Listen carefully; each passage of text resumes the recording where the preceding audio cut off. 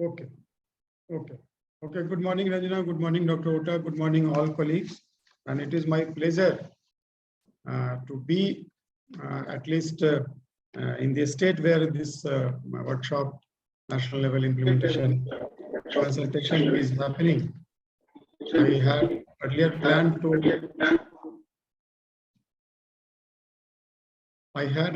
planned to come and participate in person, but there was one inspection to be done, and fortunately I am here in Odisha, speaking from Sundargarh to all of you. This national consultation is a very good opportunity to share the best practices from all the states who have been participating in implementation of the Forest Rights Act. I was happy to hear what Dr. Ota has just mentioned about the proceedings done so far, and not many topics are going to be covered now also today.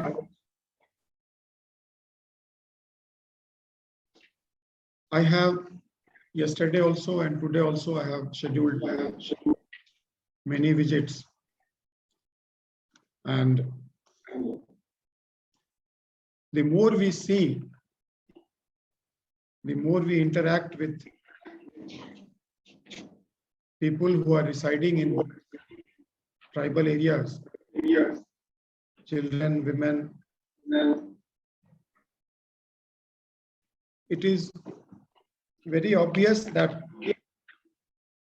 the opportunities for education, health, and livelihood will be the key interventions for an integrated tribal development.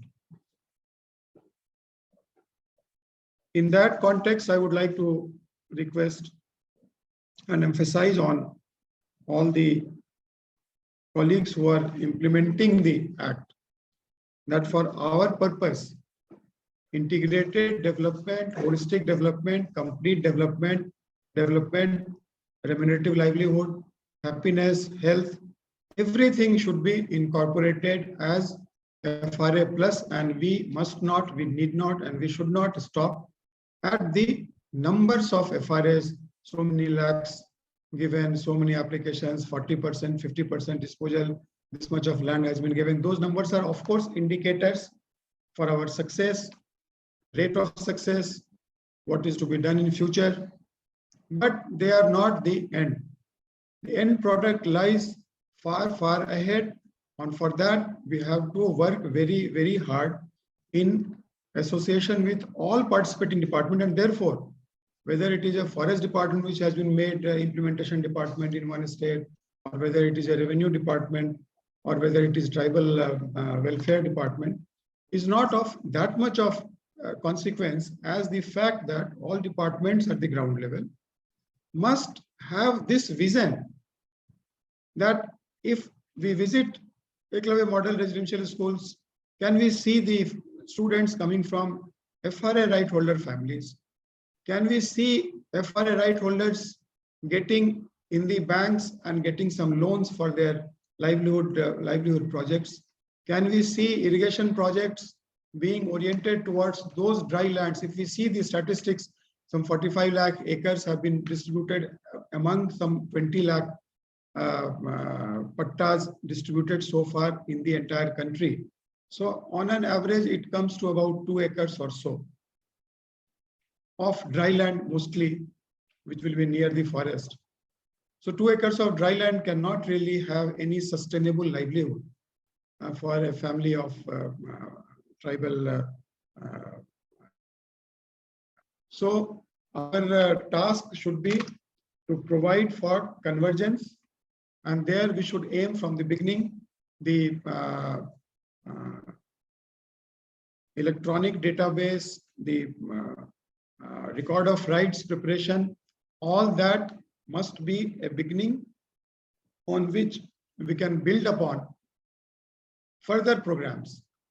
Once it is entered in record of right, can the farmer, can the family use that document? How many of them are using that document? Banks allowing those documents for granting any assistance? Is regional rural bank promoting or encouraging them to come forward and take some assistance? In our all the schemes of government, whether it is union government or state government, for irrigation, for horticulture, for other support systems, providing seeds, fertilizers, how many of our FRA patta holders are making use of that? On that direction, we will have to move, and I request all my colleague officers. Odisha in particular has done a fantastic job in among all states in respect of FRA implementation.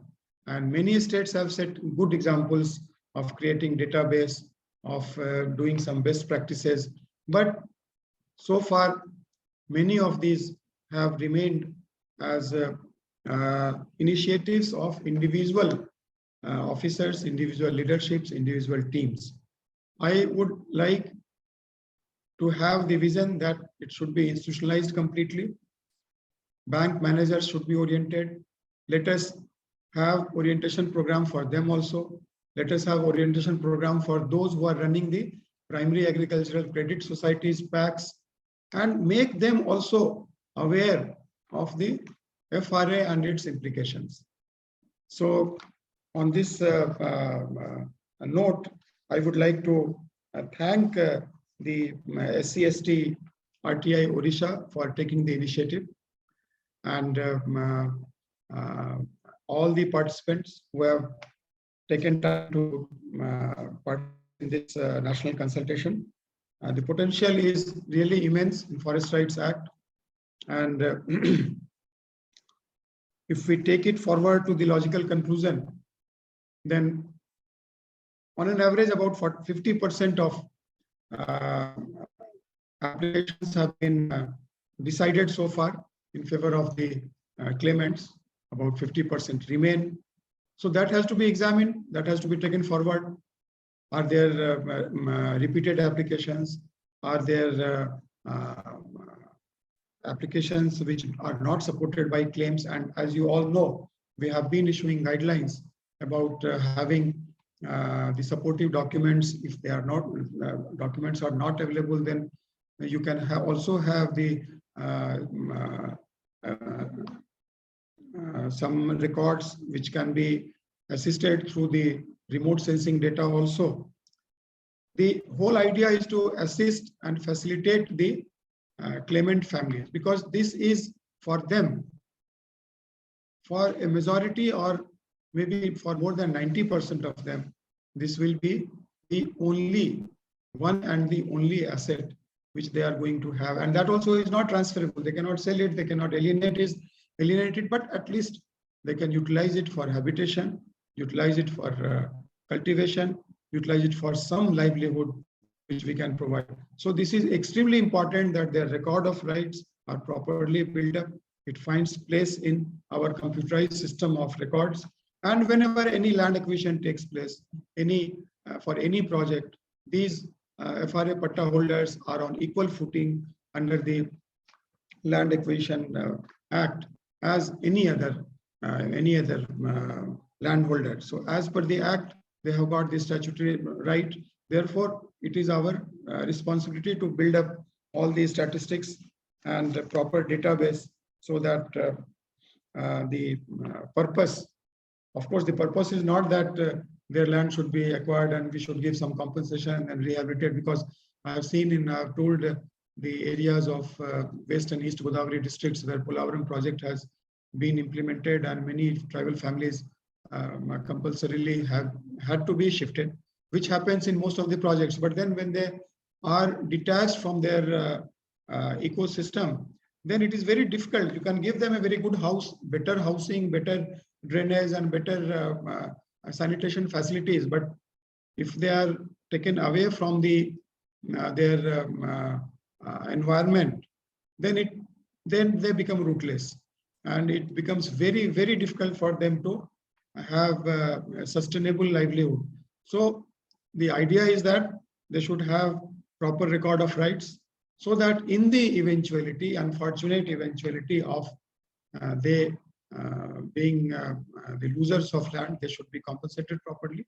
And the government machineries, public sector undertakings, all stakeholders must be very careful that it should be the last resort, and forest right holders' land should not be acquired unless it is extremely urgent and essential for the development projects. I would request the Department of Tribal Development in all states to have orientation programs for different departments, particularly the Revenue Department, which plays a key role.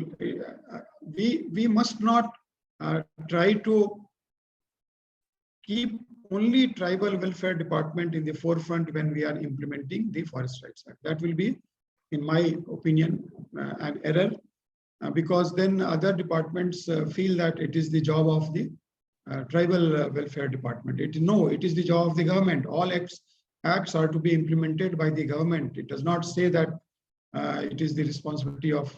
So particularly under the collectors, under the subdivisional magistrates, there are district level committees, subdivisional level committees, how much time it is taking from a resolution passed by the panchayat to be cleared, Gram Sabha to be cleared by the subdivision level committees, what types of grievances are coming above subdivision level committee, how much time is being taken at the district level on an average to dispose of the grievances, and state level committees, are they meeting or not? What is the frequency of their meeting? I have separately also requested that all states have filed their affidavits before the Honorable Supreme Court also. So it is our combined responsibility to see that we abide by whatever we have given the assurance, and we take it forward in the right spirit. Most important thing is the spirit behind it. And I am really very happy that Odisha has taken this initiative. Please conduct more and more training program for other departments. For example, even the A&M workers, the Anganwadi workers, other health workers, they should also be aware about what is the FRA and what are the consequences. And because nutrition is, I would say that is the key issue.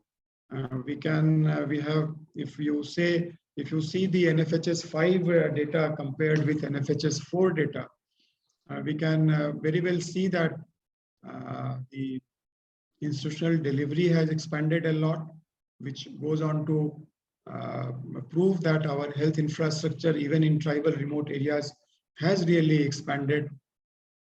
Then the vaccination coverage has become very wider compared to a few years back, and the difference of percentage points between the general population and the ST population as far as vaccination is concerned has almost become zero in many cases. But if you see the IMR figures, and more importantly under 5 mortality figures, then it is still a worrisome figure, a sad thing to see. That we have to do a lot of work to save our children. And there comes the role of nutrition. And therefore, FRA alone or PHC alone will not be sufficient unless we see that there is sustainable livelihood among the tribal families to feed the newly born children, to take them forward beyond 5-7 years of age safely and soundly.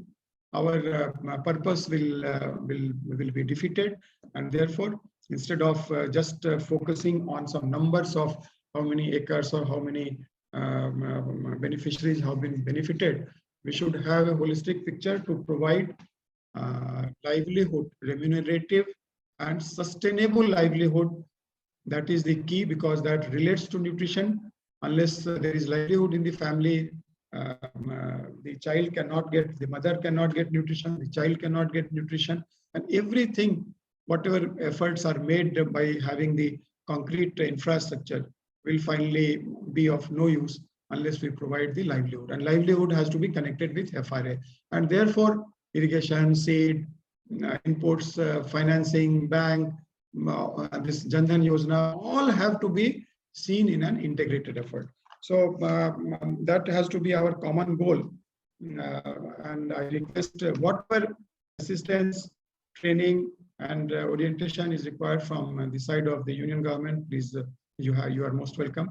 And I thank the UNDP to have, they have been excellent partners from the very beginning. And I thank all the states who have been participating in this. We are also going to have a 2-day Chintan Shivir, we are going to call it. That will be a sort of brainstorming session which we are organizing very shortly. And the idea is that these initiatives which we have taken in the Ministry of Tribal Affairs and the state governments should bear fruit quickly. We cannot wait for decades. 75 years have already gone by, and still we see that there is so much of child mortality that really is a matter of concern and worry for us. And therefore, our time frame should not be infinite. It has to be that in next 5 years, what we are going to do, in next 3 years, what we are going to do, not beyond that. And therefore, my sincere request to all my colleagues who are implementing the FRA, that we should take it in an integrated and holistic manner. I am thankful to, in particular, to the Odisha team. I have been here since yesterday, and I have seen many things which are of excellent initiative. And particularly, I congratulate Ranjana, who has given a very dynamic and inspiring leadership to all the officers. And I hope that this good work will continue. And similarly, in other states also, wherever I have gone, whether it is Gujarat, Andhra, many states I have visited, I have found that the officers working in Tribal Welfare Department are a very dedicated team. The only thing is that we have to be very careful not to be seen as an isolated department. Keep getting in touch, visit the banks, visit the other NABARD office, keep talking to cross-cutting administration should be the key of the whole thing, so that everybody, whether it is a horticulture department, why not horticulture, sericulture, all departments must help FRA beneficiaries. So that how we can take it forward, how we can involve all of them in advocacy, of course, how we can involve our NGO partners, that has been a big challenge, and we have been quite successful. So on that also, now the way forward, which I can see, is to take FRA to the level of FRA plus, I would like to say, and I'm sure that all of you will be putting the maximum effort to bring this to successful conclusion. So I thank you very much. Thanks for giving me this opportunity, though I was traveling, but you have provided this schedule, managed to give me some time to address to all of you. So once more, thank you very much, and I'm really grateful to you. Thank you. Thank you so much, sir. And on behalf of organizers and on behalf of all the participants, we extend our gratitude to you for taking out time and address the participants. Thank you.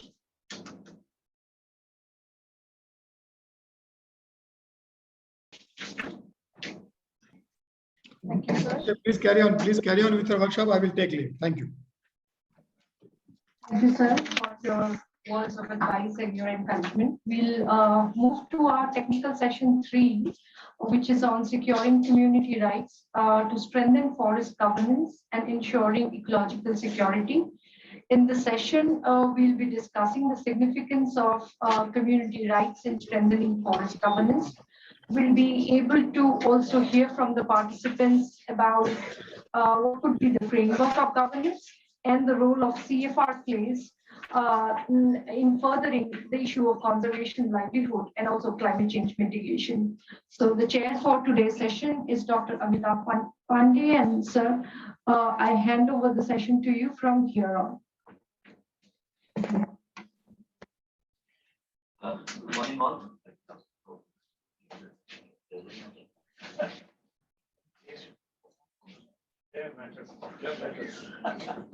Not for teacher. Teacher for teacher is not. I recently, Professor Himanshu Rai, Director IIT, Indian Institute of Management in Indore was there. He asked what is the identity. My identity is the teacher. And that I pride on. Thank you very much. It was good morning to all. And Professor Rota, and thanks to Jha sir for having this session. Now we move to our next session. We are left with 1 hour 15 minutes. So I'll request my speakers to please take 10 minutes, and we can take at least one or questions for each speaker quickly, because that is not happening. This whole process of consultation, the consultation should have been more, rather than we are just presenting what we are doing it or what we believe to be should be done. And such deliberate process of questioning each other is very important. So without taking time, I'll start for the today's session. Today we have 5 speakers to talk on the theme of right to strengthen the forest governance and ensure ecological security. The issue of governance is very important, and I would like to see that how it comes up because this is a very crucial question which we all are exploring, and we look forward to it. And how the ecological security is ensured in this debate is again a catch-22 situation, which I see it's not so easy. And intra-generational issues are there. It's not a single time frame. So with this, I will now invite our first speaker, Ms. Sumona Khanna, Advocate, Supreme Court. She's going to talk on the institutional framework of CFR governance and overlapping of multiple laws. I'll take a quick, I'll just introduce her. She is a lawyer practicing in the Supreme Court of India and Delhi High Court. Has been associated with a number of civil and democratic rights issues since 1991, both as a lawyer and as a writer. She handled several cases in the court, including the right of manual scavenger, protection of women from sexual harassment at the workplace, and indigenous people's rights.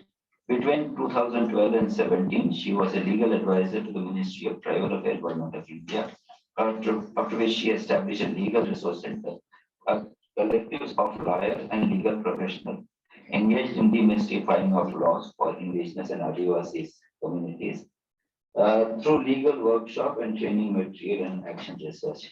Welcome, Shomana ji.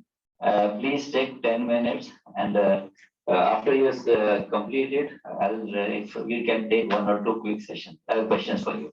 Please go ahead.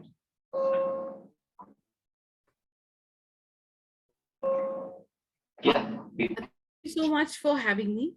I really appreciate the opportunity to be here again. I was able to present yesterday, but there are some things that I, knowing that I'll be here today, I kind of skipped over. So I'm grateful for the opportunity. Thank you all the dignitaries and also all the participants who are there. I just want to check once that the slide is visible. It's visible. It's visible. That's it. Okay, great. So to begin without any delay, I want to draw your attention once more to the preamble of the Forest Rights Act 2006. Many of us have seen this before, and in fact, I shared it yesterday as well. And just referring back to what the learned secretary said just now, Mr. Jha, about the fact that the most important thing about the Forest Rights Act is that we should ensure that its spirit is followed, and it is not just in its letter that it is followed. And that's a wonderful segue for me, because the spirit of the Forest Rights Act is encapsulated in this wonderful preamble that has been written. And it's a very important internal interpretation of the provisions of the Forest Rights Act, and also how to interpret when there are conflicts or contradictions between the Forest Act and its rules.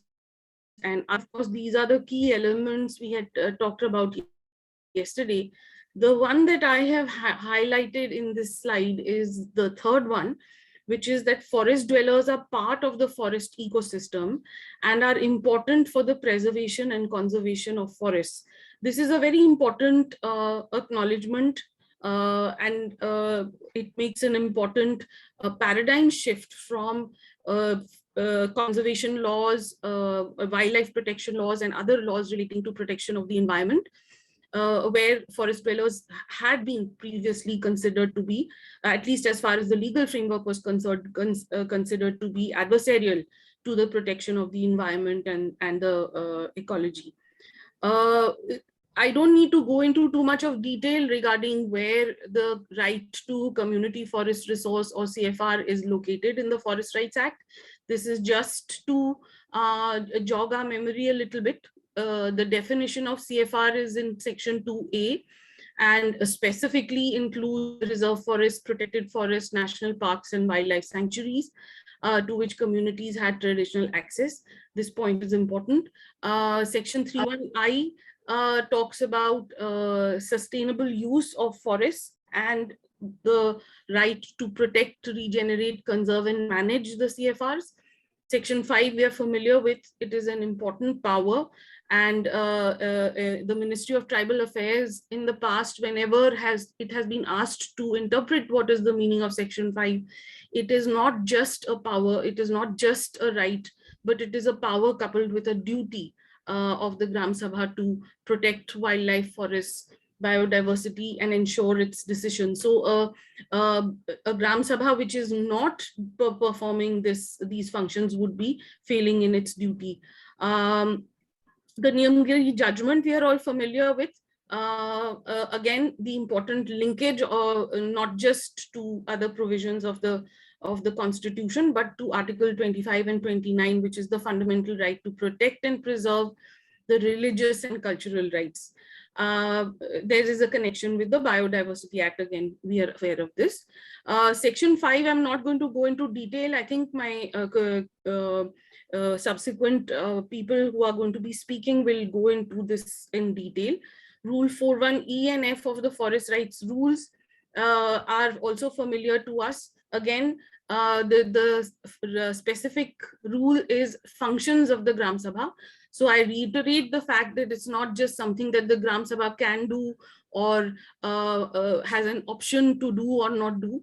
These are functions of the Gram Sabha of forest dwellers, which are not just a right, but also a power, also a duty. So the constitution of committees for the protection of wildlife and forests and biodiversity is an obligation on the Gram Sabha. And it is the preparation of a plan, and to ensure that these plans are integrated and do not have any and the forest department and the communities are to work together to have a coherent and cohesive plan together. And I'm not going to go into the procedure for CFR recognition. I see the people who are present here at this meeting. I don't think this is necessary at all. Just to quote again from the Niyamgiri judgment, which continues to be good law, given by a 3-judges bench, the recognition of the court that forests have the best chance to survive if communities participate in their conservation and regeneration measures. And the fact that Parliament addressed the long-standing and genuine felt need to grant secure and inalienable rights to those communities whose lives depend upon the forests, and thereby strengthening the conservation regime by recognizing that there is this beautiful symbiotic relationship with the entire ecosystem. Those of you who come from a background with, forest governance, or are from the IFS or have worked in the forest department in the past, you will recognize that and remember that in 1988, when the National Forest Policy was first brought into force, it continues to be in force today. That was the first time there was a recognition from the executive, that is the state, that there is a symbiotic relationship between forest dwellers and the forests. And now we have that recognition in 2006 under the Forest Rights Act, and in 2013 by the Supreme Court itself. So it's important to recognize that this particular notion, it's no longer a notion, it is the law of the land. But that continues to be something that we 15 years down the line are struggling with. Again, I don't want to go into details. I think my colleagues who are here and have given reporting from different states have shared with you that there are attempts to restrict the operation of the Forest Rights Act, either by restricting it to only to tribals, which is illegal, or saying that it cannot be implemented in national parks and wildlife sanctuaries, or that it does not apply to community-owned forests. There have been instances where state governments have refused to implement the Forest Rights Act outside of scheduled areas, and so on and so forth. Interestingly, there has also been efforts to restrict the operation of FRA and bring it to its full potential by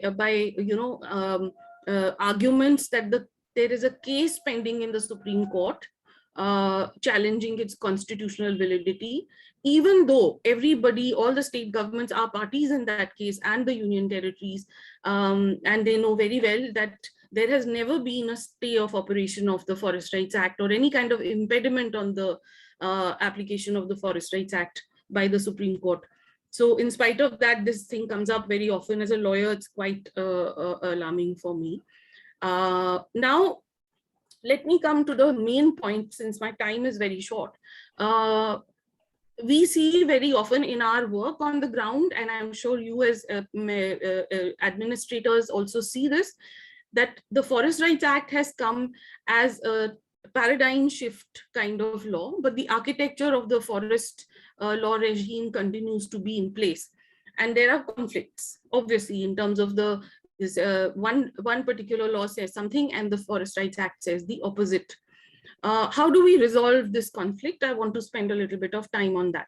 The most important provision in the Forest Rights Act, which gives us the solution to this situation, is section 4.1, which starts with a non-obstante clause. It states very clearly, notwithstanding anything contained in any other law for the time being in force and subject to the provisions of this act, the central government hereby recognizes and vests forest rights. So this means that this Forest Rights Act and the rights that are vested in the Forest Rights Act override all pre-existing laws. And this includes not just central legislations, not just legislations made by state legislatures, but also rules, guidelines, and in fact, even court orders, which have come prior to the Forest Rights Act. There are examples of the Supreme Court in the Godavarman case having passed orders which restrict the rights of forest dwellers prior to 2006. And subsequently, in the same matter, when the Forest Rights Act has been pointed out to them, they have said very categorically that it's the Forest Rights Act and the fact that it recognizes rights to minor forest produce, grazing, etc., that will override its own orders. The court itself has recognized that. So this is as far as section 4.1 is concerned. Now, the provision that often comes up and creates a problem for this very simple and according to me very clear articulation of the law is section 13, which has, I mean, this is a very, very ordinary provision. It is there in most legislations, central and state, which says that it's not in derogation of any other law. But again, there is a subjection clause at the beginning of section 13, which says, save as otherwise provided in this act, and of course in the PESA Act, then the provisions of this act shall be in addition to and not in derogation of the provisions of any other law. So section 13 is subject to section 4. So let's be very clear that when it's rights recognition, when it's any kind of law that comes into force, or which could be a circular guideline, even a order issued by a local administrator, it is section 4(1) which will dominate. And in other situations where there may be a conflict between the laws and it's not simply a matter of the rights itself, then a harmonious construction has to be done. This section 13 is very important, this interpretation, because otherwise there's a tendency to assume that it's the other laws which will override FRA. So that is not what the law says, and there are many judgments of the Supreme Court and of various high courts which clearly interpret what a subjection clause means and what is the meaning of not in derogation of any other law. It is a harmonious construction that needs to be arrived at. Yes, two more minutes, please. Certainly. So when we come across a situation where there is let's look at a specific fact situation where there is perhaps no provision in the Forest Rights Act or the rules or the guidelines or any government order or circular or any decision by any court which clears the confusion. There's a conflict between, say, the Indian Forest Act and the Forest Rights Act on a specific issue. How do we decide what is the meaning of the law? What is the law going to mean? And for this, we need to adopt the principle of purposive construction. We need to go back to the purpose and object of Forest Rights Act and what is the objective with which the Parliament enacted this law, which basically means we go back to the statement of objects and reasons, we go back to the preamble, and there are also many external aids to the interpretation of the Forest Rights Act, such as Parliament debates. And in fact, we have a wonderful source of interpretation, which is the Joint Parliamentary Committee report. So there are many times when we have run into situations, we have been able to turn to the JPC report, we have been able to turn to the discussions that took place in Parliament and reach a conclusion, which decision or which statutory interpretation fits with the purpose of the Forest Rights Act. I have highlighted the word purpose object in red several times in this slide because this is a generally accepted law in our country that when there is a beneficial legislation, a special legislation which is aimed at a marginalized community and enhancing their status and their standard of living and their status as citizens of the country, then a broad construction is important rather than a narrow construction. It should be inclusive rather than excluding people. So this is a very clear thing. I just took an example of satellite imagery, and I've put my interpretation, because now that we have Rule 12A explanation 2, it is clear to us that satellite imagery cannot be insisted upon by any state government as a mandatory piece of evidence along with any claim. We know that now, but before 2012, as many of you are aware, there were efforts by several state governments to insist that every claim should be supported by a satellite imagery map. And on the right-hand side column, when you look at, how do we reach the interpretation? Let's say Rule 12A is not there. How do we read an interpretation that satellite maps cannot be made mandatory? This interpretation is through a purposive construction. The simple fact is that Adivasi communities, forest dwelling communities will not be able to access this very expensive technology, and certainly not as individuals. They may be able to access it as a community, but certainly not as individuals. If we apply this rule, it will continue the historical injustice into the present, where dominant communities who are better off, who have better access to technology, who have better access to experts, who know how to use this technology, they will be the ones who will be making those satellite maps and getting their claims approved.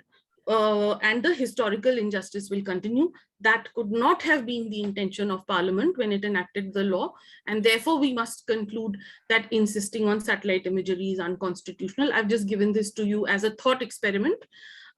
This is basically, I've reached the end of my slide, and just concluding with this final position, that is the Forest Rights Act today the last man standing when it comes to conservation of the environment.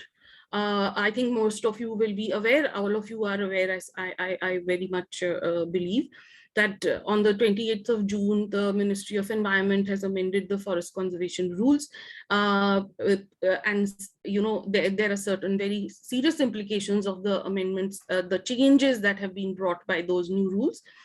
And we must recognize that the Forest Rights Act today places a duty, a right, a responsibility, a power in the hands of the Gram Sabhas to protect and preserve the forests for present and future generations, not only their present and future generations, but also ours.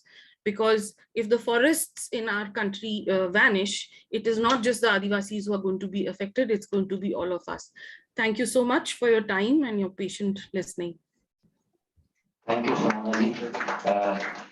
It's always wonderful listening to lawyers because they give another perspective to us. Any questions, quick questions we can take, one or two? Yeah, please go ahead.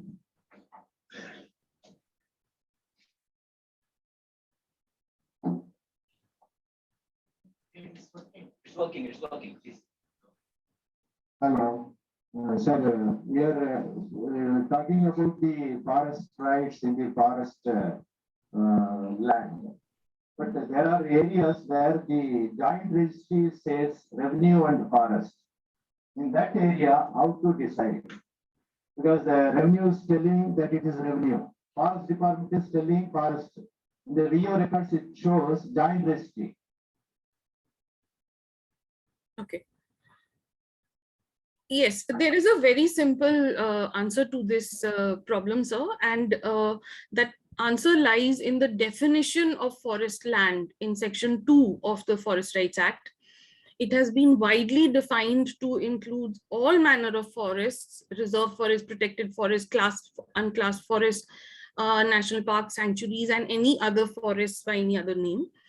This provision of the Forest Rights Act, since I was, assisting people who were in the drafting committee, I am know about this, that at that time when the drafting of this, what is the meaning of forest land and where does the Forest Rights Act apply, the reliance was placed completely and 100% on the judgment of the Supreme Court in the Godavarman case of 1996, which states very clearly that for the purposes of the Forest Conservation Act, forests will be all manner of forests. Even forests where only the initial first notification has been issued are also included in the definition of forest. So the definition of forest includes the dictionary definition, forests which have been notified, forests which have been half notified, and also forests which fall under the Revenue Department. There are many forests across the country which are under the Revenue Department. There are many forests across this country which are under the control of cooperatives or communities. All those forests are covered by the Forest Rights Act. Like I said just now, it is an inclusive legislation, and it needs to be broadly applied rather than narrowed down. So I hope that answers your question. Yeah, so thank you, Shivanaji, and quite right that it is a controversial topic because we also come across this kind of dubious ownership claims. That's a very, and both the parties sometimes they will say that unless this is settled, FRA will be settled later. So that also happens. So now I invite Dr. Y. Giri. Y. Giri Rao. Thank you, Samanaji. Thank you so much. Sir, because I am joining on the online. Okay. Sir, am I audible? So, well, yeah, you're audible. Welcome, Dr. Giri Rao. I'll take a few minutes to introduce you. Mr. Y. Giri Rao is a social and rural development practitioner, having more than 3 decades of experience of working with tribal communities of India. He is currently the Executive Director cum Secretary of Vasundhara, Odisha. He has co-authored more than 20 publications on community conservation and forest rights act, and part of more than 300 training programs, especially on the Forest Rights Act 2006. He has served as a member in many committees constituted by the state and the central government. Shri Giri Rao is going to speak on the guidelines of conservation management and sustainable use of community forest reserve under FRA 2006. Please, Giri Rao ji, you can go ahead. Thank You you, have 10 minutes. sir. Yes, Yeah. sir, I will try to finish within the 10 minutes. And thanks to the SCST Research Institute for giving me this opportunity. And just I will refer the two things before I am sharing my presentation. So one of the thing is that while Dr. Ota presented the yesterday's discussion, so he talked about much more. One of the recommendation is the issuance of the guideline for the CFR management. And another thing I would also like to pick up from what the Honorable Secretary told about the nutrition or the food security of the tribal communities. Sir, one of the things here I would like to key, the forest is not a bunch of tree for the tribal communities. That is, they are life, they are value, their dignity. And overall, what I can say, even if the Corona period, if you see, when we all the people are struggling to get a basket of a lunch or the dinner, but at the time the community is really able to survive from the forest food. So that is one of the thing is that because that is why the CFR is quite important for the local communities, because what we have seen in last few decades, I can say the plantation program which has been carried out in the name of the conservation of the forest, that is really affecting the forest food, the wild varieties of food that is available. And that is also indirectly also affecting the life and livelihood of the tribal communities. So I try to come into my own presentation. So one of the thing is that the Ministry of the Tribal, because this is, I'm not presenting only as a Giri, there are some of the members are also present in the house, also on the online. So on behalf of all the non-governmental members, I'm making this presentation. So on 21st January 2020, the Ministry of Tribal Affairs has constituted a committee for drafting a suggestive guideline for conservation and governance of the community forest resource areas. And that committee was headed by Dr. N.C. Saxena, who was the former chairperson of Planning Commission, and yesterday he was also chief speaker for this workshop. And that committee consists around the 16 members, and 8 from the government and 7 from the non-governmental organization. So one of the thing is that the TOR, the particularly that has said for the committee, the committee should give a suggestive guideline for the conservation and management of the CFR areas. And there is also one of the thing is that while the committee is drafting the guideline, it should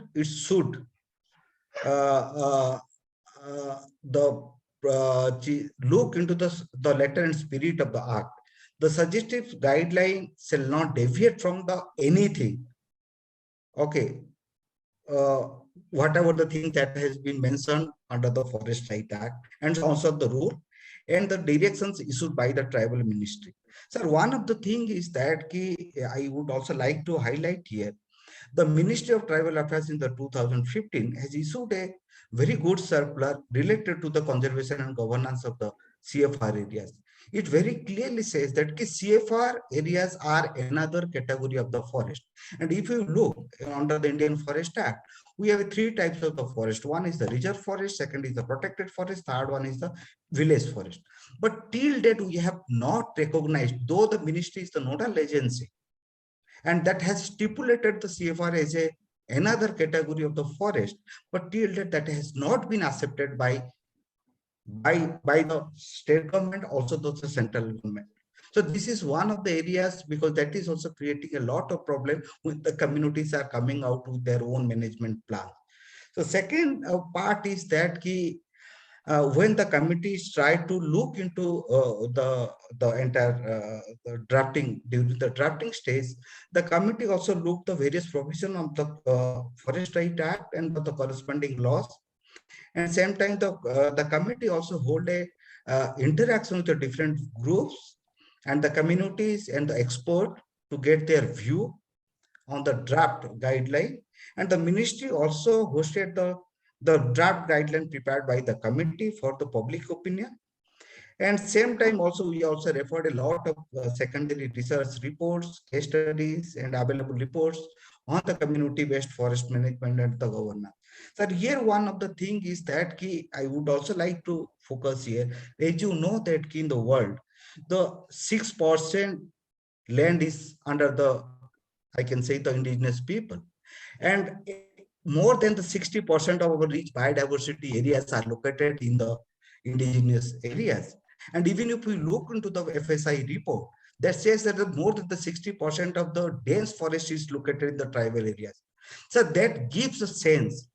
So how the communities have been protecting and managing their own resources. And while the committee has drafted the guideline, they have specifically focused 2 or 3 things. The committee is highly unanimously agreed and acknowledged the capacity of the Gram Sabha. The Gram Sabha can manage the forest resource. This is almost all the committee members agreed unanimously. Second is that though the communities has a lot of traditional knowledge, but over the period, in the name of the scientific management, we always try to sideline the traditional knowledge. And it is also right time to bring and give the respect to the traditional knowledge that is associated with the tribal communities from the biodiversity. And third focus was also the while drafting this guideline, it also looked at the maintenance and conservation and enhancement of the ecosystem, because it's not only we should create a bunch of the protected forest, which is ignoring the value system of the local communities. We are creating in the name of the involved areas and trying to kick out the people from that area. It is not the solution for the India. India is a totally different type of a country. We have a lot of diversified people. We have a lot of the things which is also very closely related with the local communities. And rightly, someone has pointed out about the 1988 National Forest Policy, which also talked about the symbiotic relationship. And that policy also talked the forest shall be the first charge of the local communities. This is the sentence what is also mentioned under the 1988 National Forest Policy. And second is also is talked about, is also focused on the protection of the ecological sensitive areas and the culturally important areas located within the forest areas. Second is gender equality. That is one most the part, because what we have seen that most of the time when the conservation is come, so that is the male, they used to dominate the entire process. But the women who are conserving and not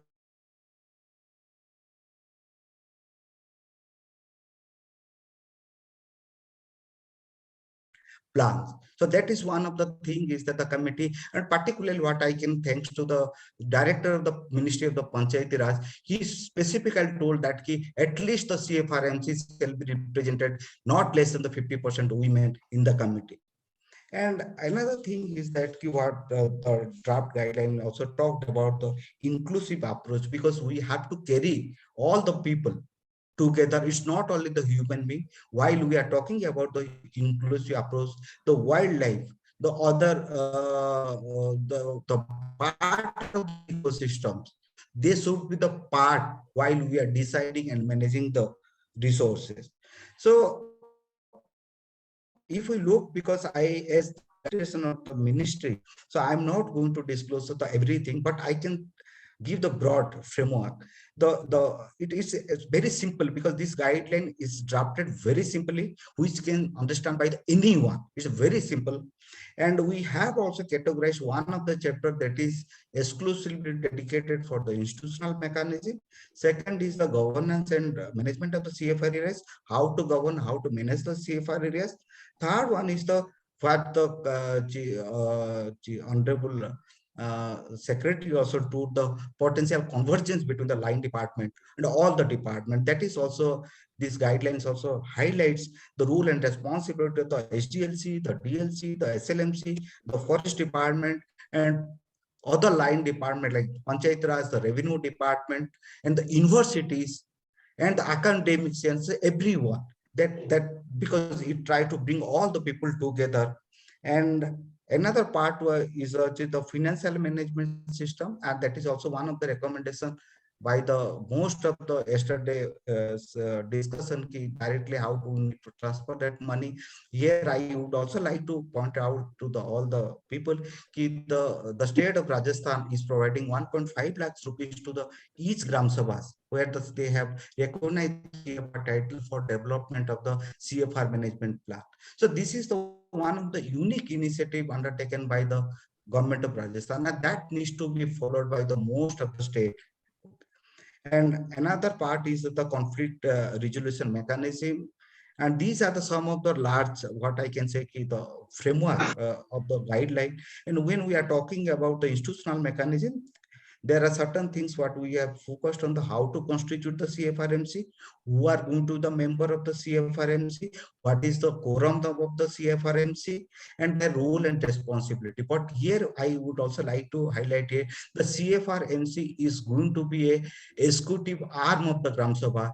The CFRMC cannot take any decision without pre and prior approval of the Gram Sabha. So that is one of the core principles that has been inherent in the guideline. Another what we have also tried to look into the preparation and execution of the CFR governance plan. So when we are talking about the CFR governance plan and what are the components that needs to be required prior to going for the developing any management plan, where we try to look into the inventory of the forest and the species is available, the interaction of the local communities on the forest, and the pressure on the forest, and how whether the demand and the supply, because these are the certain components what we need to also look while we are devising the management plan. That is very clearly, very concisely that has been put forth under the CFR guideline. And here, this is my last slide. I am not going to talk much more because as this is under the consideration of the Ministry of the Tribal Affairs. And through this workshop, I request to the Ministry of Tribal Affairs, because though the committee has submitted the report in the 2018, till that has not been seen the daylight.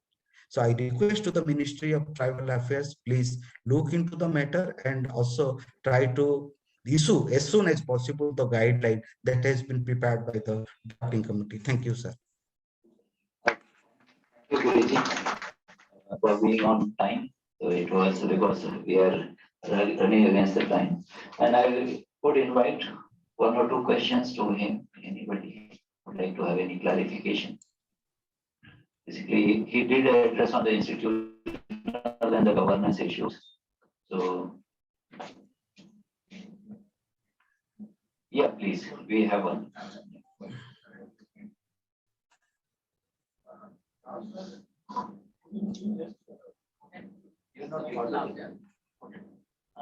Also, you can just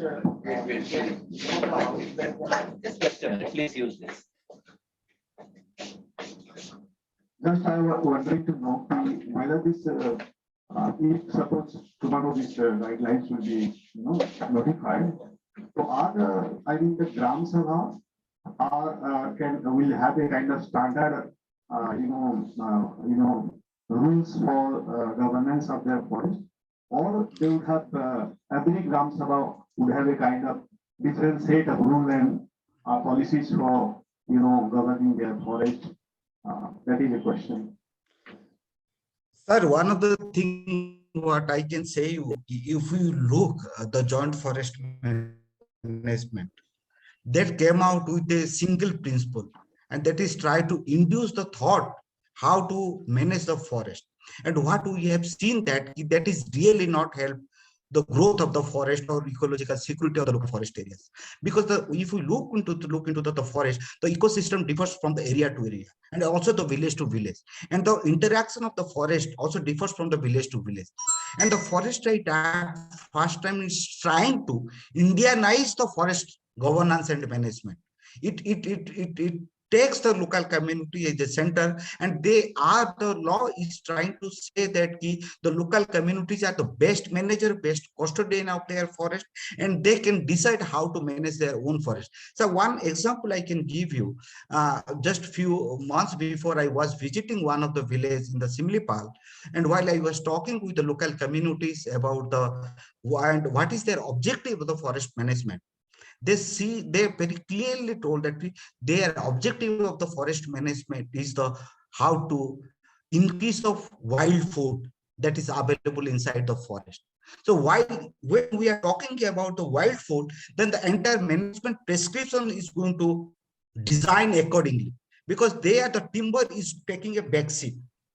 So it also differs. In some of the areas, people are saying that our deity needs to be protected.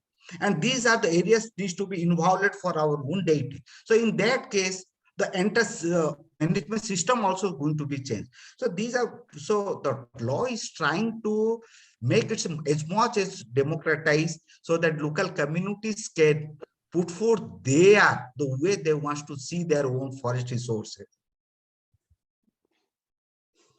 So thank you, Dr. Guru. It was, yes, correctly you were saying our resource management should focus on the principles of need and conservation. And once we bring it to micro level, this management may become better.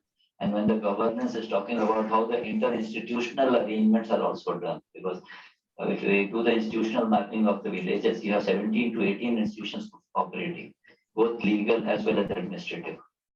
So, and they are into issues. So thank you for making a presentation. Now I invite Dr. Ratima Mukhopadhyay, Executive Director, IBRAD, deliver a talk on livelihood securities through ensuring recognition of forest rights with specific focus on CFR rights. Yeah, Dr. Mukherjee did her MSc and PhD in geography on the role of agroclimate human intervention in joint forest management. She is a visiting faculty of ISWBM, Vidhan Chandra Krishi Vishwavidyalaya, external research to Australian National University. She is engaged in action research, training, capacity building, and large-scale impact studies and policy research. Her work has been in the sector of forest, water, natural resource management. Please. Thank you, sir. Thank you to the chair, Professor Pandey, Dr. Muni Raju, Dr. Mahapatra, and all the fellow dignitaries, participants who are working for of tribal development. We are in the same boat. So it's my privilege and honor to be here with you all and present some of our thoughts about the livelihood security through ensuring recognition of forest rights with specific focus on CFR rights. This is a topic given to me for this session. So let me first start with the issue. Like, while we say livelihood and livelihood security, so what we mean by livelihood? Is it limited to creating sources of income generation only? Or it comprises the capabilities, assets, and activities for a means of living in the context of the cultural identities and ecological conditions. Certainly, you will agree with me, it is not limited to income generation only. And today morning, while our Honorable Secretary was addressing to us, he also repeatedly mentioned about sustainable livelihood and not merely income generation. So when we say about sustainable livelihood that would lead to livelihood security, it has to have integrated with it the capacity to cope with and recover from stresses and shocks, reduce the vulnerabilities, maintain or enhance the capabilities of the communities and their assets, both for now and for future, while not undermining the natural resource bases. And here, if we have to have this secure livelihood, make it sustainable, then 5 capitals need to be developed, strengthened, maintained. And we begin with developing social capital. When we say in case of CFR, Gram Sabha is empowered for taking decisions. And Gram Sabha is not an homogeneous unit. There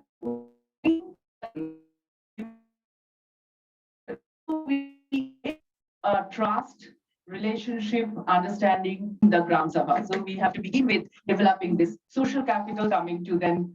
It was again repeatedly shared since morning by right from Dr. Rota to my other fellow participants, developing capacity in the form of human capital, then of course the natural capital. And as Professor Pandey mentioned yesterday, it is not limiting to land only. We have to take into consideration the landscape where forest exists in a mosaic pattern. So how do we develop it in the form of a natural capital, physical and financial capital? And what should be the policies and institutions, as Girirao has just mentioned, so I'm not repeating its processes. And we have to focus on the livelihood security outcomes. Again, what was mentioned by the secretary in the morning in his deliberations. As he has mentioned that giving entitlements is not the end. Similarly, having some schemes and programs, giving some support, monetary benefits, some assets is not the end. The end is the outcomes, and outcomes in the form of reducing the human development index gaps. As we all know, if it is at the all India level, HDI is 0.343, the tribal HDI is 0.253. So we can understand huge gap, and this HDI, it is a summation of health, education, and resources, livelihood. So we have to take into consideration like how this livelihood, it actually is contributing in reducing the gaps, and how it again contributes in reducing the literacy gaps. Where presently there is a 40% point gaps exists, and again the tribal communities, as we know, they are nearly 46% of them are in the lowest wealth bracket and are multidimensionally poor.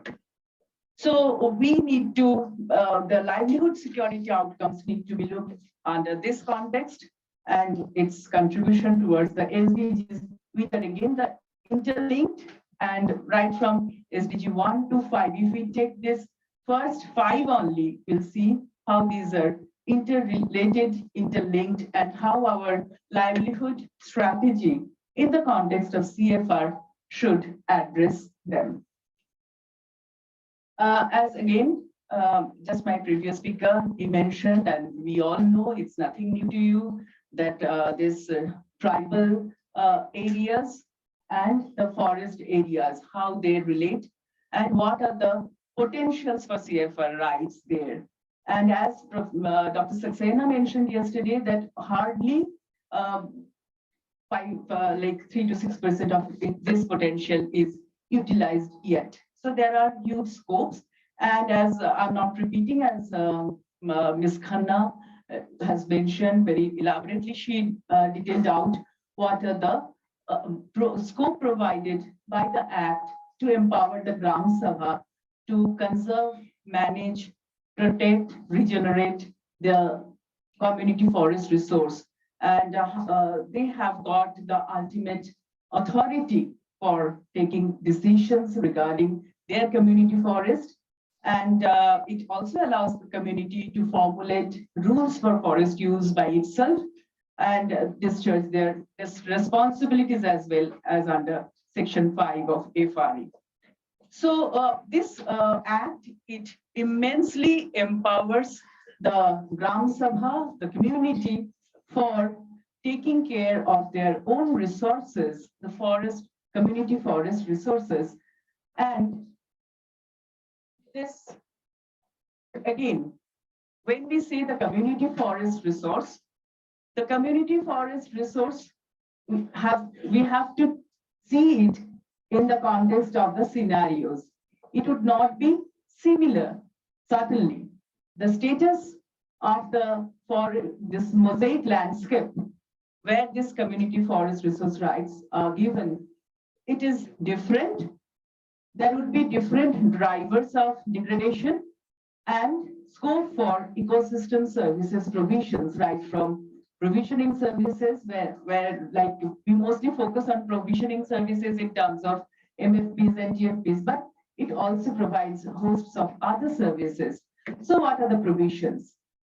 And this forest, community forest areas are traditionally being used, governed and managed by people who are again not homogeneous. They are having different culture and practices. So how, again, it affects the management, governance of the community forest resources and the amount of area allotted.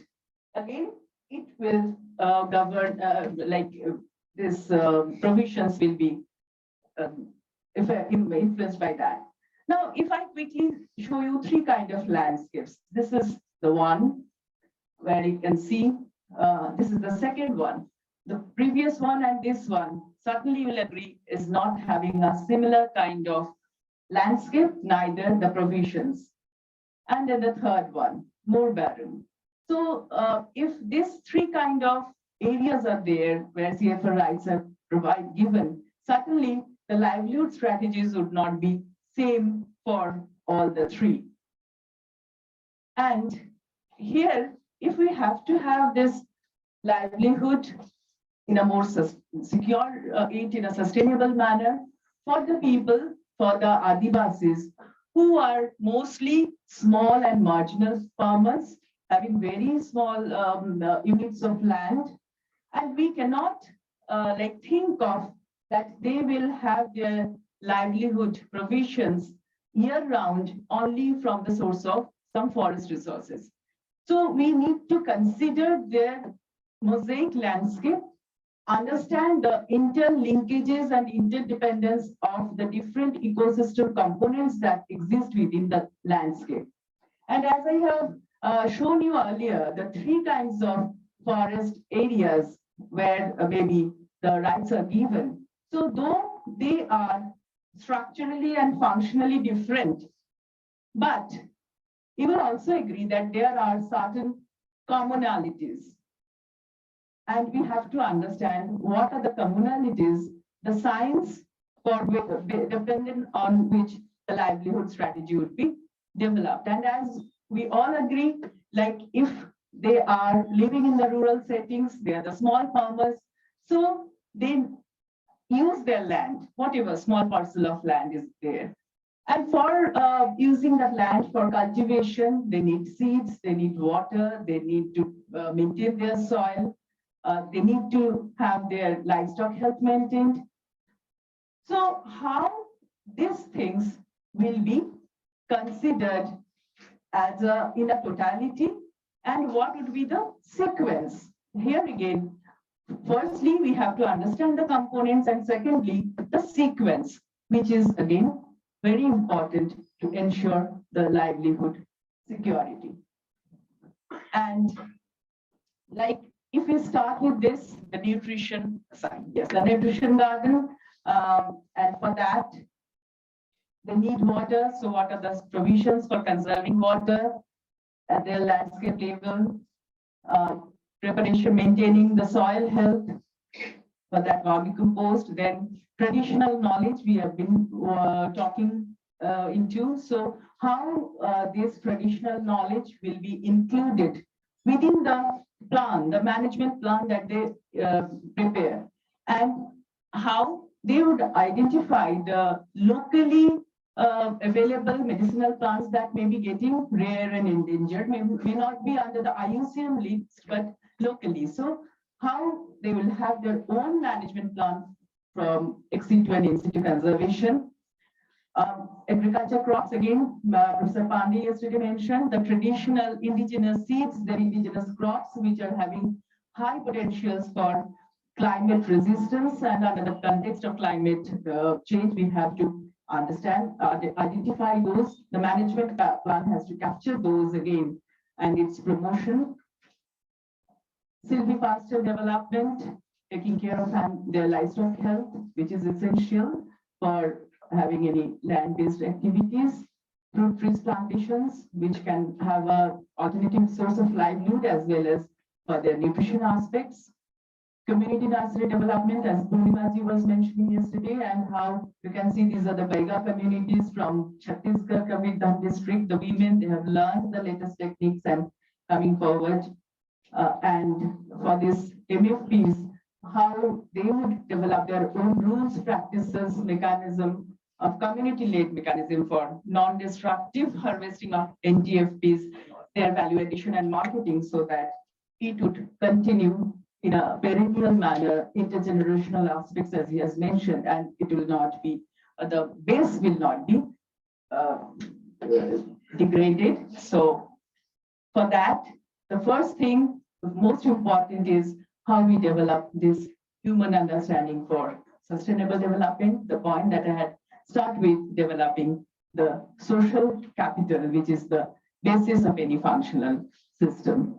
And I think that together, like the gathering that we have here, we can move towards a brighter tomorrow with our clear clarity of thoughts, understanding, and commitment. Thank you very much. Thank you, Maji. You have correctly said it, because this is what should be done after FRA. What is the institutional arrangement and what is the governance arrangement? And when she talks about the social capital, what is the density of participation? If you see any four anthropologists are sitting, I work with her around the year, the interaction on various activities keep happening. They keep meeting, keep interacting through the social festivals, through the social engagements. Whereas we are, unless you give me TAD, I would not even here. So very clearly, so social capitals, which I studied for this, and that part has to come here, and she links with the this defeat model. What are the vulnerabilities FRAs are facing, and how you are going to overcome that vulnerabilities once you get FRA? Because vulnerabilities are there. There is a power vulnerability because there is conflict with the forest department, and there is other vulnerabilities. So that has to be also taken governance, and multi-resource governance she talked about. So private land, how you're going to common land, you're going to how the this riparian commons you're going to manage it. So governance system has to come there now. That's a big challenge in that debate. They are talking about. I don't know how they are going to accommodate this diversity of governance existing in the local areas. So that has to be captured. I invite questions to Timaji.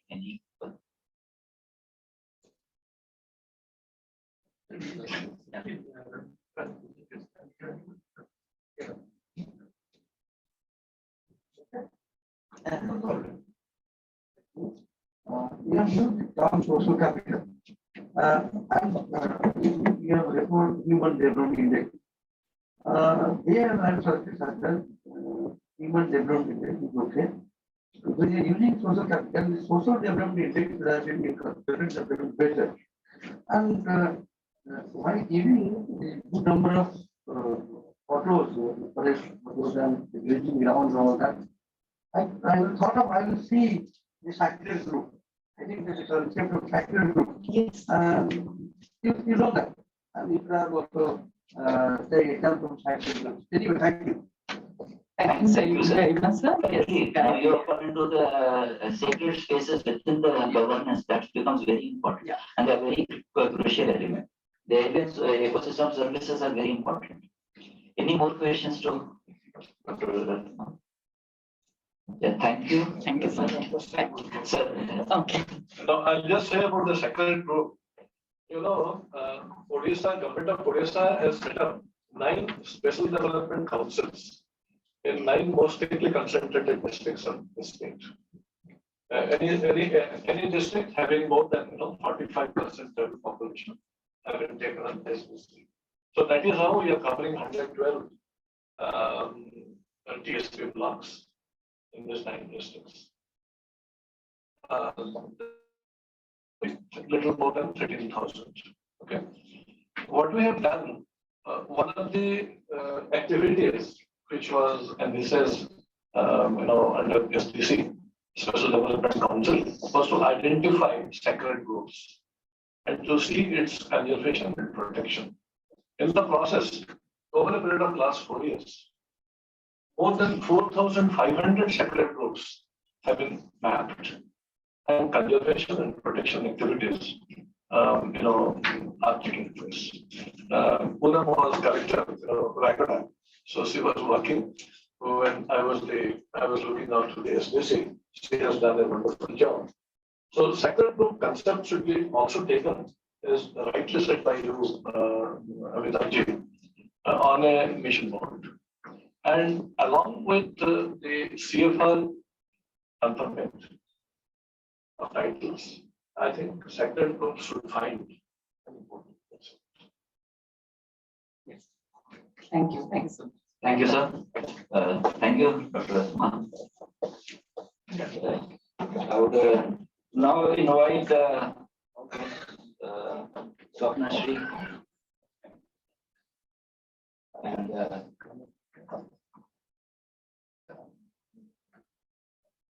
she is going to talk about best practice adopted in implementation and monitoring of CFR recognition from Foundation of Ecological Services.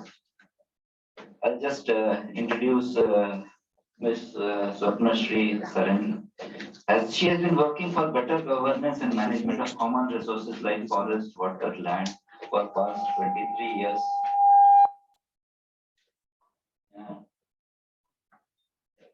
With the Foundation of Ecological Security. She began her professional journey in the state of Odisha, was directly involved in crafting, strengthening of community institutions for better natural resource management in the state. Later, she led the local team in implementation of large-scale projects of common restoration. Her experience of working on the ground helps her have a nuanced understanding of the social, ecological, economic, and political space that impacts the governance and management of commons in the state. She uses the understanding of with liaison with the government officials in the state of creating and enabling provisions for enhancing secure tenure of over commons in favor of local communities, as well as leverage to public fund for restoration of commons. Please, Dr. Shriti. Yeah, thank you so much, sir. It's been a privilege to be here on behalf of Foundation for Ecological Security, and a couple of my friends who are sitting here.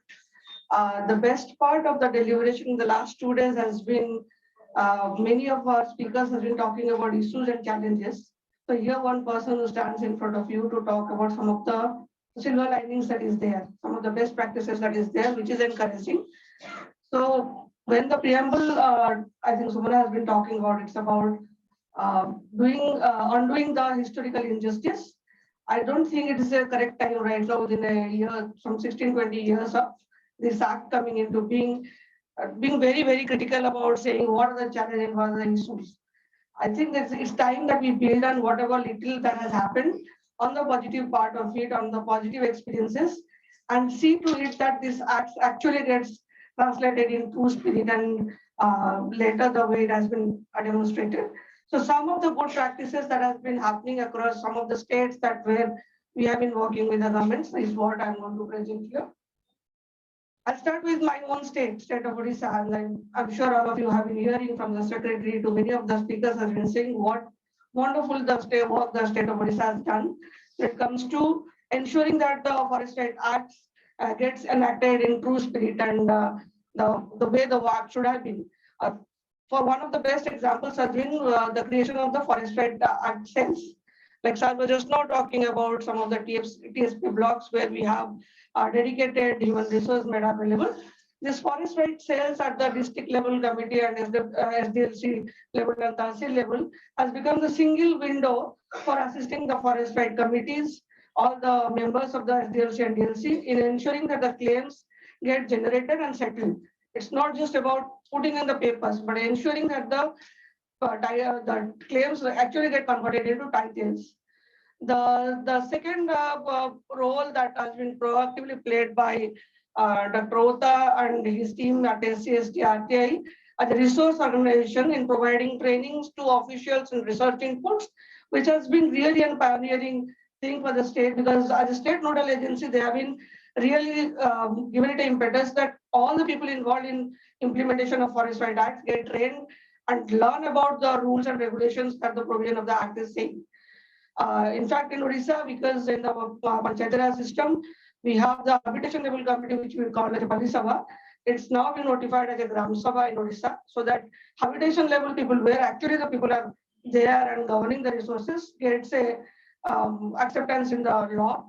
All the rules, circulars, orders has been translated into local language. In fact, in some of the tribal languages also been translated by the SSTRTA department. And this has really created a acceptance for the local community. You create a law, and you create an act, unless it reach to the beneficiary, the last mile people, it's not really going to get any kind of a acceptance. So how do you really ensure that the people understand the law? So the translation of it in the local vernacular language, in the tribal language, has really made a difference to so that most of the local communities get a hold of the spirit of the law. There have been very encouraging facilitative guidelines issued for conversion of forest and unserved village to revenue village in the state, and some of the very enabling provisions that has helped many of the civil society organizations also to be becoming part of it in this process. We have made the welfare extension officer as facilitator at block levels in some of the places where we don't have the dedicated tribal supply districts. And what has happened also what has really worked for the state of Odisha, I would say, the way field cadres has been trained, both by the government as well as by the civil society organizations. Because you look at the claim forms, it requires a bit of a understanding as to how do you really fill up those forms, and how do you really prepare this map, how do you really put in your claims. So to do that exact work of filling up those forms and getting it to the SDLC level, several civil society organizations in the state have joined hands with the state government in ensuring that they train these cadres who could really help the Gram Sabhas in documenting and organizing them and liaising with the department so that the CFF claims reach to the SDLC level. And customized certification training programs on different stakeholders has been made. I think the secretary was saying about how do we really see it beyond us. That has been the spirit of the state. We have not really looked at only the tribal welfare department. We have played our cadres in the revenue department, in the forest department. So most of all the key people, all the key elements who are part of the process has been trained by different customized training modules. And we also have something called a guided mentoring platform. It's a digital platform on which anybody and anybody who has any kind of a doubt can come back and get the answer to their questions, and it's done on a weekly basis. So if you have any doubt as to how do I really fill this point in this form, you don't have to really wait for a long. Within a week's time, you can actually come back and get your answers to your questions, so that you don't really stop in answering your steps and following up your steps. So these are some of the steps which has really helped state of Odisha to where we are. And some of the stories from the field that has been very encouraging is the story from Jamuguda village in Kalahandi, where the management plan was prepared and approved, and transit permit was given to the Gram Sabha for transportation of bamboo. Similarly, in Mayurbhanj district, we have seen the district administration making sure that all the CFR maps are prepared and titles were issued, even within the Simli Tiger Reserve, what Giri was suggesting, talking a few presentations before. Both what we have seen, this is one of the districts where you don't really have tribal populations, but this is one district where we saw the district administration join hand with some of the civil society organizations, some of the local federations in ensuring safer titles to non-PESA, non-TSP areas. So these are all otherwise traditional dependent community who have got the titles. And in Dengarel, thanks to some of the members of the SST here right now, we were able to convert 12 conserved villages, forest villages mainly, to revenue village now. Already the notification has been done. Right now the settlement process is going on. And in the same district, within a stroke of 6 months period, we could really convert 100 claims into titles. So 100 CFR titles were also distributed to local communities. Now moving on to the other neighboring state of Chhattisgarh, where we are also working with the state department, how the district support groups has been created by the state government there to build the capacity at a scale in collaboration with non-governmental organizations has really worked. And coordinated efforts has been made between the tribal and forest department. I think it is really critical because all the three departments, the revenue department, the tribal department, the forest department has to work in tandem. So something that has happened really encouraging in Chhattisgarh that both forest and tribal department are working together to ensure that the rights get settled. So they have continuous review and enrolling support to the forest right committees with the district support group. They also now adopted something of a mobile application. It's an age of technology, so many governments are also looking at how to. I think Madam Chopra also spoke yesterday about how do they are seeing now to engage a technology where they can monitor the progress and all.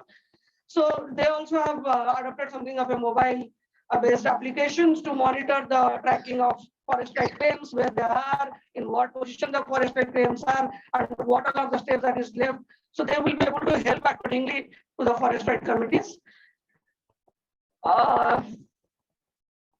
And they have very specific role-specific modules that has been created to build capacity of field functionaries. And here also you can see they're not just looking at the tribal welfare department, they're also looking at the patwaris, the panchayat secretaries, the forest guard.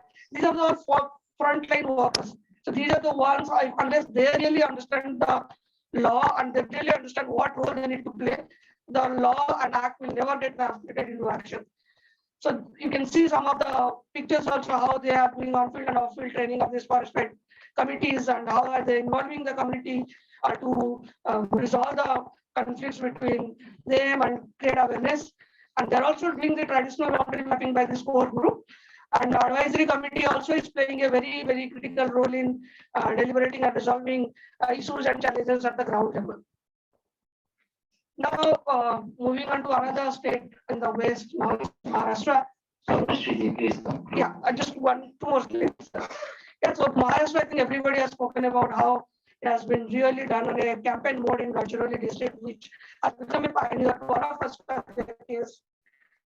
And how have they been providing FRA kit, how they made a SOMOTA correction to the titles after the amendments were made, how tribal cells were created in governor's office, and proactively that has been engaged in ensuring that the forest has been represented in Schedule 5 areas.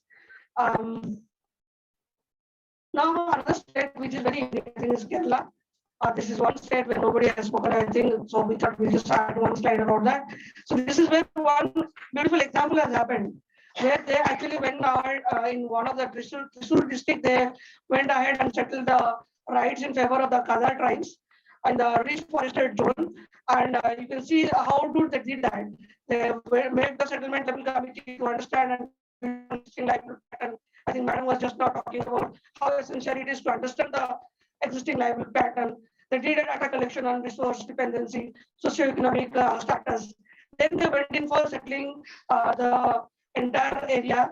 And in that, if you can see, they also have this started looking at how the critical wildlife area will be demarcated, how the critical NTF areas will be demarcated. So that's how they really prepared an entire plan. And you train their youth from the village so that they becomes the contributor when it comes to ecological monitoring of the resources and all. And this is how the tribal district in Thrissur made a progress. In the post-claim area, you can see some of the best examples that have been available. We have seen it happening in Maharashtra. We have seen it happening in Odisha, where the post-management, because of the permits that was given, because of the collective management that were allowed to do around bamboo and tendus, most of the communities could really get benefited. And this is very essential that the last mile journey has to be worked. Not just giving the titles, but how do we ensure that after getting the titles, the community really gets this transit permits, gets this collective action, gets access to market. And some of these best examples has really been encouraging, where Maharashtra and Odisha, where the communities are now started reinvesting the funds that has been generated by getting the revenue that they have been earning from the forest, reinvesting it in the regeneration of the forest. So thank you. Can we conclude here? Yeah. Thank you. Any questions to her? Yeah, that's the one. Thank you, Dr. Siti, for your presentation. I just have one question. Like you have mentioned in both districts, they have prepared the management plan and it is being approved by the Gram Sabha, I believe. Can you please share what happened, like how it is being integrated with working plan or management plan of the forest department? And as I understand, like in Odisha, the forest department, they are having a very big JICA assisted forest project, implementation project, and all these districts are also covered under the project. So there must be like these villages have been neighboring villages when forest department is implementing their project with JFMC. So how do they like have interact, or whether they influence each other? So what's your experience? I think in most of the places where we have the JICA supported project or the JFM committees are there, it's been a negotiation with the forest department that we don't really overlap. I think we don't really get into a conflicting kind of a situation. Because even the JFMC committees has been created with an objective of conserving the forest and getting a benefit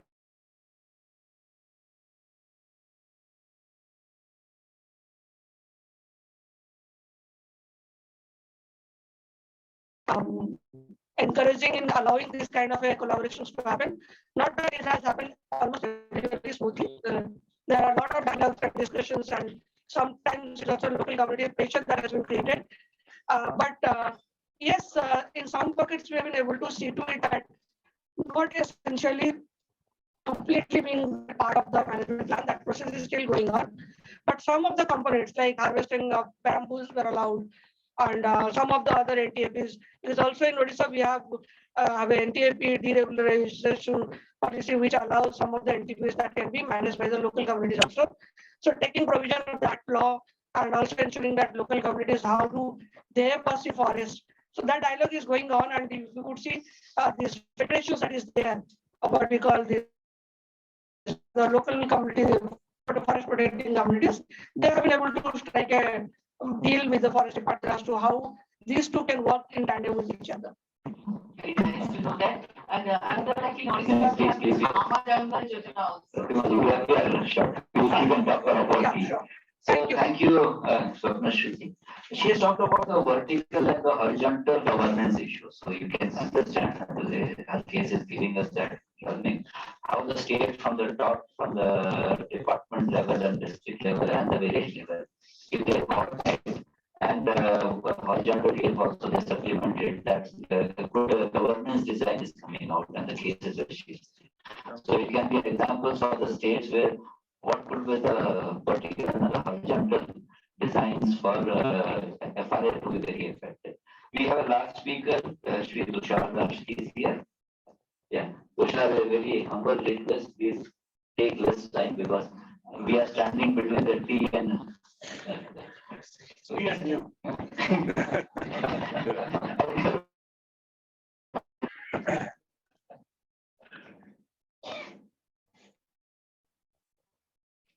I'll quickly introduce Shri Tushar. He is a researcher working on the forest right governance issues in India for the last 15 years, associated with Vasundhara till 2017, leading the program intervention. Working as an independent researcher and consultant in association with several organization agencies working on the implementation of FRA at the national level. is associated with the Center of Pastoralism guiding their work on the forest rights for pastoral communities. He is also associated with the lawyers supporting legal information FRAs and other protective legislation. He has conducted several training on FRA of the Ministry of Tribal Affairs State as for the state government as well as learning workshops, civil societies. Please, Krishna. Thank you, sir, and I will try to keep it short. So the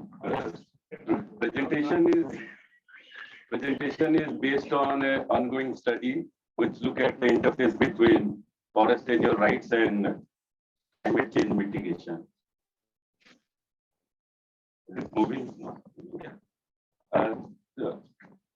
The first statement is that the climate crisis that we see it has to be seen also in the context of justice, and it is linked to a justice crisis.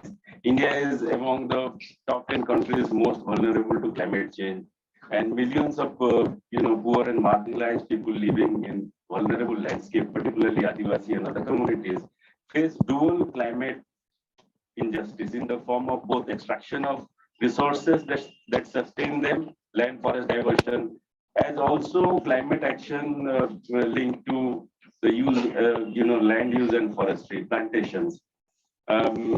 Almost, the green gas mitigation strategies till now, are coming from so-called nature-based solutions, which include RED mechanisms, which are highly land intensive, also include other such mechanisms.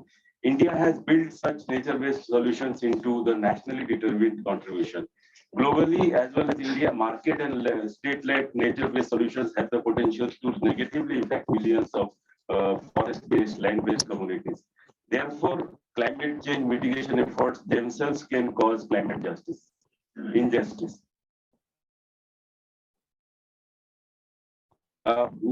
If you look at the global developments, land use has emerged as a frontline strategy for dealing with climate change mitigation and adaptation. Studies now increasing so that community governed forests with legally recognized rights are associated with lesser deforestation rates, higher carbon storage, and positive biodiversity and livelihood outcomes, establishing significance of tenure, security, and decentralized governance in climate change mitigation. This is also being supported by the Intergovernmental Panel on Climate Change, which has made very strong observations linking the importance of forest tenure, collective rights with climate change mitigation and adaptation strategies. I'm not going into the details. Look at the Indian situation, climate change mitigation of forest. The forest sector constitutes an integral component of India's climate change mitigation strategies and action plan. The official stance has been that the forests are a net sink of carbon dioxide emissions, making positive contributions to climate change mitigation. What is important to note is that the positing of forest as carbon sink, which can sequester more carbon, has been the basis for interventions in the climate negotiations, as well as the basis for the nationally determined contribution from forest sector, which look at creating additional carbon sink of 2.5 to 3 billion tons. Now, this kind of land-based and forest-based mitigation solutions are turning out to be an offset mechanism for India's internal carbon dioxide emission strategies. And there is a gradual increase in the land use, what is called LULUCF sector, land use and forest sector, and we see now that there is an increase to for up to 50%. Now, if you look at the climate change mitigation commitments and actions, we see that there is a gradual dependence on heavy dependence on increased forest cover, carbon sinks, without committing to other areas of positive emissions. And these actions, if we look at, are in contrast with the emerging global evidence and widespread acknowledgement of the importance of recognizing rights of indigenous people and local communities. Also, it's important to highlight that the increasing reliance on land and forest mitigation strategies and solutions in India increase the risk of dispossession of communities, forest dwelling communities, and also land conflicts. if you look at the land conflict watch data, you see that some of the climate actions, particularly the large-scale plantations, create a lot of land conflicts, widespread land conflict across states in forested areas, in Adivasi areas. What is required? Just 2 minutes.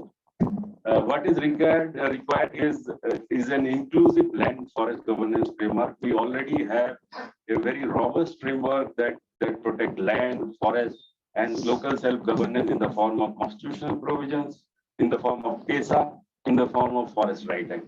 Forest Right Act particularly has a very comprehensive legal framework to recognize land and forest rights. And this bundle of rights which are provided in the Forest Right Act and other provisions that empower Gram Sabhas can enable us a right-based, social justice-based approach to climate change mitigation and adaptation. We have done a detailed analysis, including evidence from ground on how Forest Right Act has worked to build that climate resilience. However, the climate actions which are presently pursued as part of the nationally determined contribution, the climate mitigation strategies, particularly the plantations, are creating huge problems for forest dwelling communities, their rights and their livelihoods, which we have already discussed. I think has been flagged also in the recap session. The afforestation program, the CAMPA program, although all these programs should require compliance, strict compliance of Forest Right Act, consent of Gram Sabha, but that are not happening.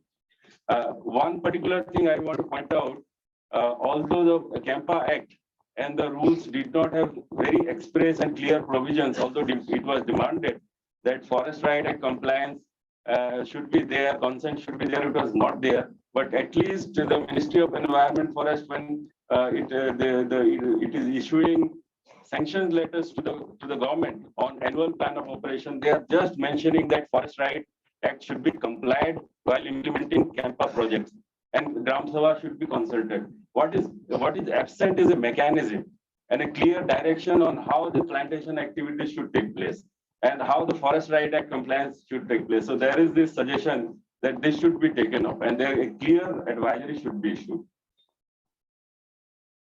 Lastly, we see that the climate justice framework for forest dependent communities is imperative for India because of the huge population of Adivasi and forest dwelling communities. Community-led initiatives are showing promising results, which you all have highlighted. FRA provide a guiding framework for that. Following measures need to be discussed.